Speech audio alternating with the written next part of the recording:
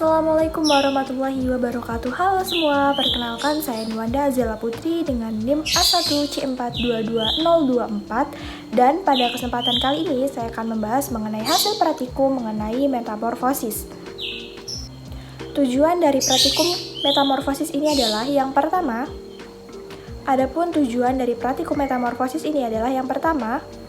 untuk menjelaskan jenis-jenis metamorfosis, dan yang kedua adalah untuk menjelaskan tahapan metamorfosis pada katak.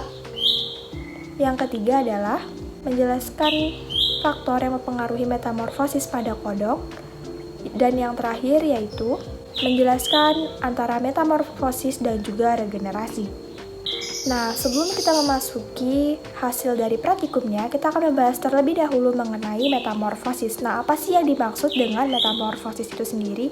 Nah, metamorfosis ini merupakan suatu perubahan dari fase embrio menuju ke fase yang lebih dewasa, di mana setiap fasenya ini memiliki perbedaan dan juga fungsi pada setiap fasenya. Untuk metamorfosis ini dibedakan menjadi dua nih. Yang pertama ada metamorfosis sempurna atau yang dikenal dengan holometabola, dan metamorfosis tidak sempurna atau yang disebut juga dengan hemimetabola. Untuk metamorfosis sempurna sendiri ini ditandai dengan adanya larva dan perbedaan terhadap hewan dewasa atau hewan imago. Nah, sedangkan untuk metamorfosis tidak sempurna ini tidak terdapat larva sehingga hewan pada fase kecil atau fase babynya ini memiliki kesamaan terhadap hewan imagonya atau hewan dewasanya. Nah, untuk tahapan dari metamorfosis sempurna ini yang pertama ada telur, kemudian larva, ada pupa, dan juga imago. Nah, ini contohnya pada katak dan juga kupu-kupu. Sedangkan untuk metamorfosis tidak sempurna sendiri ini melalui tahapan yang diantaranya telur, kemudian nimfa, dan yang terakhir adalah imago. Nah, contoh dari metamorfosis tidak sempurna ini adalah pada jenis hewan atau jenis serangga. Contohnya seperti belalang, kecoa, capung, dan juga jangkrik. Pada kecebong sendiri diberikan 5 perlakuan yang berbeda. Untuk kecebong A pada hari ke-7 sudah metamorfosis pertumbuhan bakal kaki. Adapun hasil dari praktikum yang didapatkan adalah sebagai berikut 1,4 cm. Untuk kecebong pada perlakuan B atau yang kedua, pada hari ke-7 sudah menimbulkan bakal kaki dengan panjang tubuh 1,5 cm. Nah, untuk kecebong pada perlakuan ketiga atau C, ini pada hari ke-7 memiliki pertumbuhan panjang 1,4 dan tidak ada pertumbuhan bakal kaki. Nah, untuk kecebong pada perlakuan D dan E ini pada hari ke-7 memiliki perbedaan, yaitu kecebongnya mati dikarenakan mungkin faktor suhu atau lingkungan ataupun makanannya ini tidak tepat.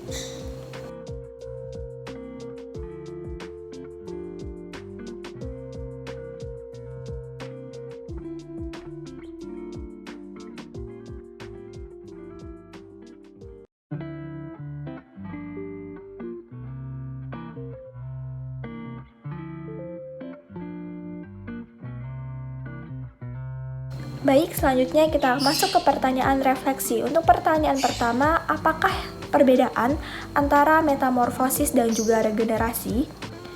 Nah, untuk metamorfosis ini merupakan suatu proses perkembangan fase hidup hewan yang dimulai dari tahap embrio hingga menjadi dewasa, dan pada setiap fasenya memiliki perbedaan dan juga fungsi pada tubuh melalui pertumbuhan sel dan juga diferensiasi. Sedangkan regenerasi ini merupakan kemampuan suatu organisme untuk mengembalikan atau mengganti bagian tubuh yang hilang karena luka, rusak, maupun karena autotomi.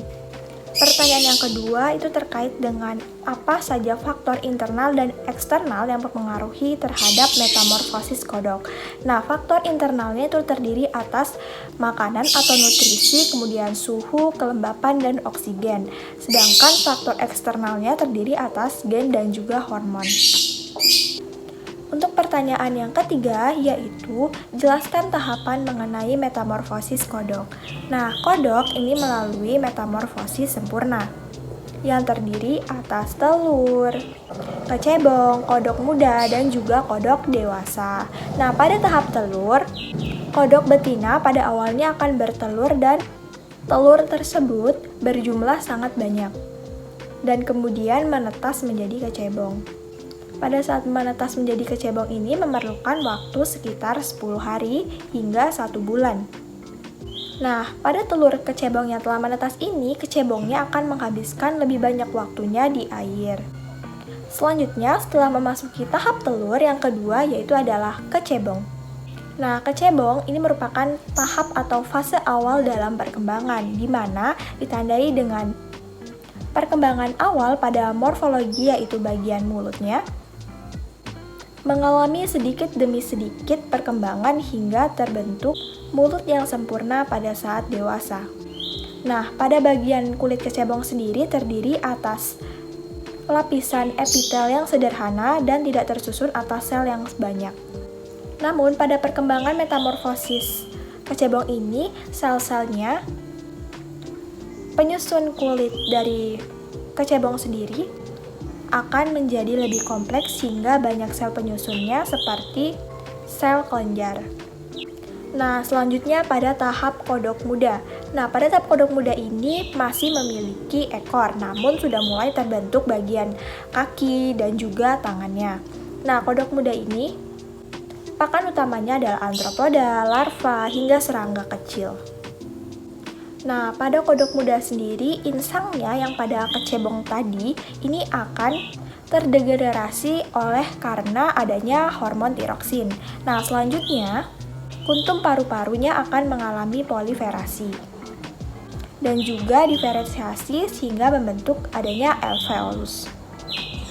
Nah, pergantian sistem ini akan terjadi suatu sistem yang kritis apabila regresi dan juga akan terus berlanjut. Nah, di sini juga sudah mulai terjadinya pertumbuhan organ namun belum berkembang. Dan pada fase yang terakhir yaitu adalah fase kodok dewasa, ini ditandai dengan sudah tidak adanya lagi ekor dan kepala sudah bersatu dengan badan serta tidak mempunyai leher dan tungkai kakinya berkembang dengan baik. Di mana tungkai kaki pada katak bagian belakang ini lebih panjang yang digunakan untuk melompat. Nah, kaki pada kodok ini terbentuk karena stimulasi oleh hormon tiroksin. Sedangkan untuk perkembangan pada kuntum kakinya dipengaruhi oleh diferensiasi dan kadar tiroksinnya yang tidak terlalu tinggi. Nah, baiklah teman-teman, sekian pemaparan dari saya mengenai hasil praktikum dengan judul metamorfosis pada kodok. See you next video.